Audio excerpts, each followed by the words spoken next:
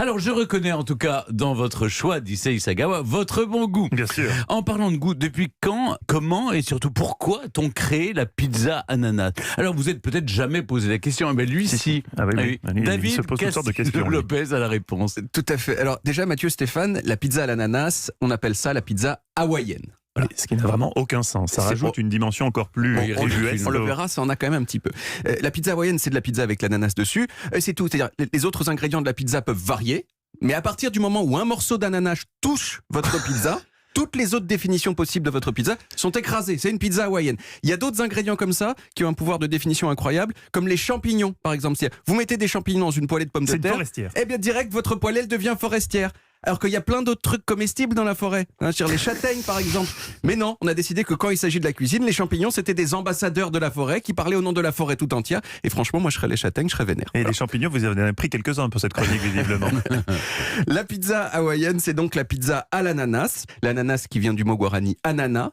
Qui veut dire parfumé. J'ai un peu perdu mon guarani. Oui, vous êtes moins fort en guarani qu'en japonais, qu'en anglais. Perdu dans ma prononciation. Voilà. Qui est la personne qui a réalisé ce mariage, à votre avis? Quelle est la nationalité de la personne qui a créé la première pizza hawaïenne? Un Américain, forcément. Non. Ou un Australien. Ou... Canadien.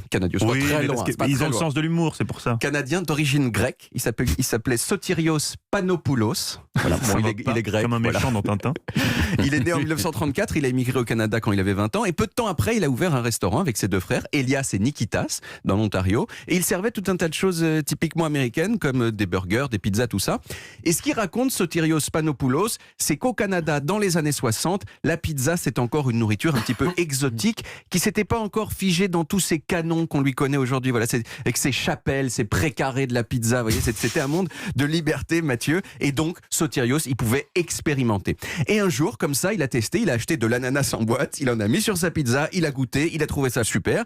Et plus important, ses clients ont trouvé ça super, parce qu'ils étaient ouverts d'esprit à l'époque. Voilà, c'est ça que vous comprenez pas. Oui, ça doit être ça, un manque d'ouverture d'esprit probablement. Et il l'a baptisé Hawaiian parce que la marque d'ananas qu'il avait utilisée pour son expérience, c'était de l'ananas Hawaiian.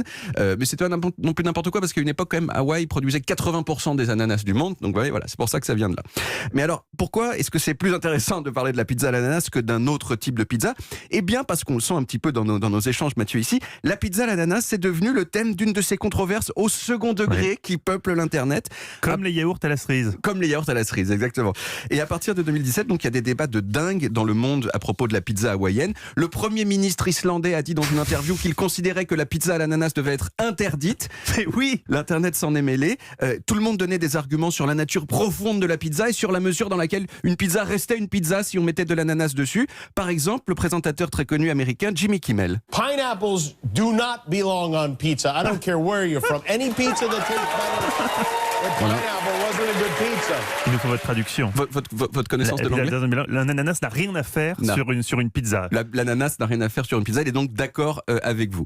Alors, Sotirios, lui, il est mort en 2017, mais il a connu cette controverse.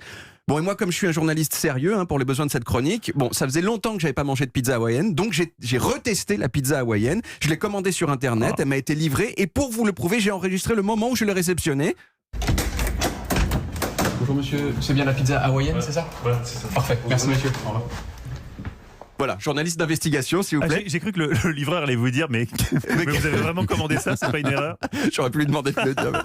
J'ai goûté, j'ai regoûté, et franchement, je suis totalement pour dire. Je trouve que l'ananas est une petite addition heureuse au trop plein de sel qui caractérise la pizza, et il est suffisamment discret, en tout cas dans la version que j'ai goûtée, pour ne pas être déroutant. Voilà. En fait, l'ananas, c'est pas frais, quoi.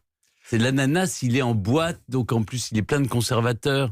Oui, mais c'est ce que j'aime bien, justement. Ce petit goût de conservateur. Vous savez quoi? On ne nous réconciliera pas aujourd'hui. Et si vous croisez Olivier Pouls dans le couloir, il pourra même aller jusqu'à vous péter la gueule. Il va peut-être péter la gueule. Sotirios Panopoulos, qui a quand même créé la plus grande controverse de ces dernières années sur Internet. Merci David Castello-Lopez.